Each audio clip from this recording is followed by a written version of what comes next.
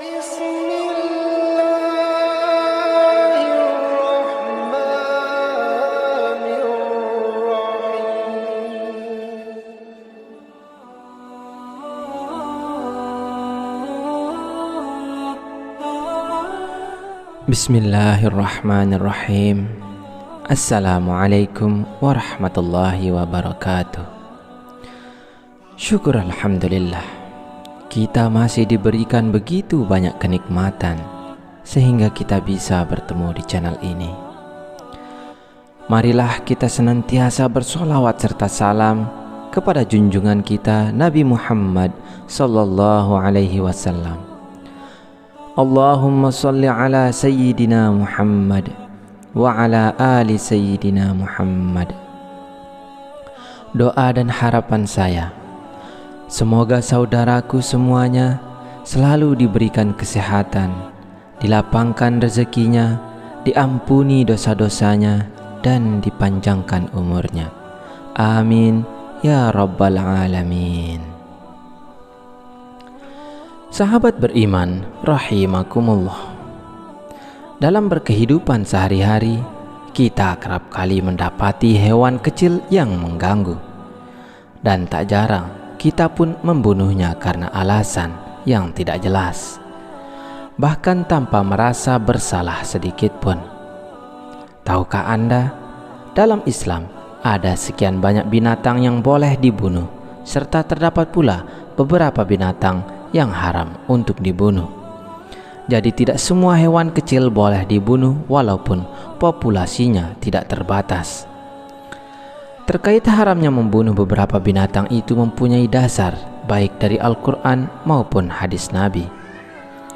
Tiap-tiap dari binatang yang haram dibunuh itu pasti mempunyai alasan, maka sebagai umat Islam telah sepantasnya kita perlu mentaati tentang itu. Berikut ini adalah 5 binatang yang haram untuk dibunuh di dalam ajaran Islam.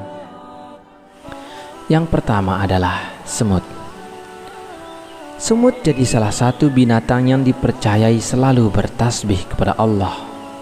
Binatang kecil tersebut juga merupakan bala tentara Allah yang terbanyak. Semut sebagai salah satu binatang yang dilarang untuk dibunuh dalam agama Islam. Dari Abu Hurairah radhiyallahu an bahwa Rasulullah Shallallahu alaihi wasallam bersabda, salah seekor semut sempat menggigit salah seorang nabi. Kemudian nabi itu menyuruh seseorang untuk mendatangi sarang semut serta membakarnya. Namun Allah kemudian mewahyukan kepadanya, apakah cuman sebab seekor semut menggigitmu lalu kalian membasmi satu umat yang senantiasa bertasbih kepadaku? Hadis riwayat Muslim. Kadang kita sendiri sering lupa untuk senantiasa bertasbih kepada Allah, tapi kita malah membunuh semut yang notabene senantiasa melakukan ibadah yang sering kita lupakan, yaitu zikrullah dengan bertasbih. Maka dari itu, marilah kita bertaubat dan memohon ampunan apabila kita sering melakukannya. Yang kedua, laba-laba. Dalam sejarah kisah Nabi, laba-laba dipandang sebagai binatang juru selamat Rasulullah Sallallahu Alaihi Wasallam dikala ia dikejar oleh kalangan Quraisy yang hendak membunuh beliau. Diketahui, jika dikala itu Rasulullah bersembunyi di dalam gua dan kalangan kafir Quraisy hampir saja menemukan beliau, tetapi berkat terdapatnya sarang laba-laba sehingga kaum kafir Quraisy beranggapan jika di dalam gua itu tidak mungkin terdapat orang di dalamnya. Rasulullah Shallallahu Alaihi Wasallam kala itu berada di dalam gua Thur yang ditemani sahabat sejatinya Abu Bakar. Mereka bersembunyi dari banyak orang kafir Quraisy yang ingin membunuh Rasulullah Shallallahu Alaihi Wasallam. Orang-orang itu kemudian mendatangi mulut gua guna memastikan apakah betul Nabi Muhammad serta Abu Bakar terdapat di dalamnya. Tetapi apa yang mereka dapati? Terdapat sarang laba-laba yang masih utuh sempurna, serta di situ mereka pula mendapatkan 2 ekor burung merpati. Maka mereka amat percaya bahwa di dalam gua tersebut tidak ada orang. Merujuk pada kisah tersebut, sehingga Islam memutuskan kalau tindakan membunuh laba-laba menjadi sesuatu perihal yang tidak dimaafkan atau diharamkan, maka dari itu apabila kalian pernah membunuhnya, maka bertaubatlah. Yang ketiga, lebah. Lebah adalah salah satu binatang yang istimewa dalam Islam.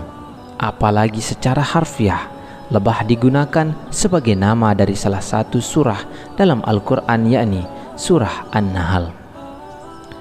Terselip banyak pelajaran yang dapat dipetik dari kehidupan lebah.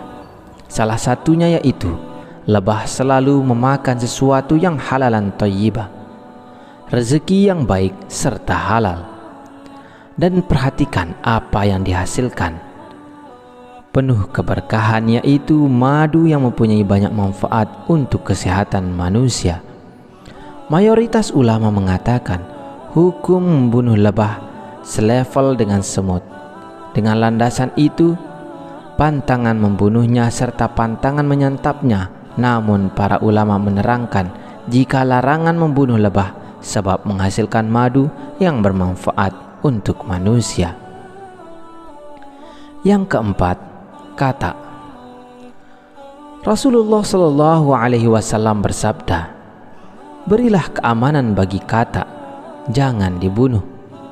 Karena sesungguhnya suaranya yang kalian dengar adalah tasbih dan takbir. Sesungguhnya hewan-hewan meminta izin kepada Rabb-nya untuk memadamkan api dari Nabi Ibrahim.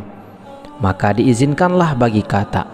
Kemudian api menimpanya, maka Allah menggantikan untuknya panas api dengan air." Hadis riwayat Abu Sa'id Asy-Syami Ibrahim bin Abi Ablah dan Aban bin Saleh.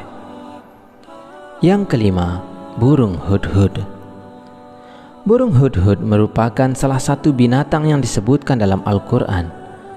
Burung ini amat terkenal dalam kisah Nabi Sulaiman karena menjadi utusan yang mengantarkan pesan Nabi Sulaiman pada Ratu Bilqis.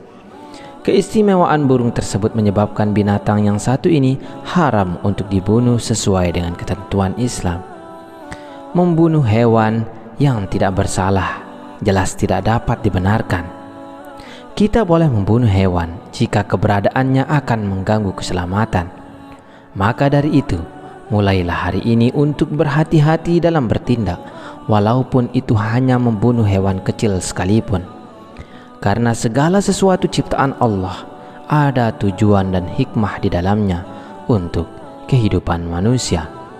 Wallahu a'lam bishawab. Wassalamualaikum warahmatullahi wabarakatuh.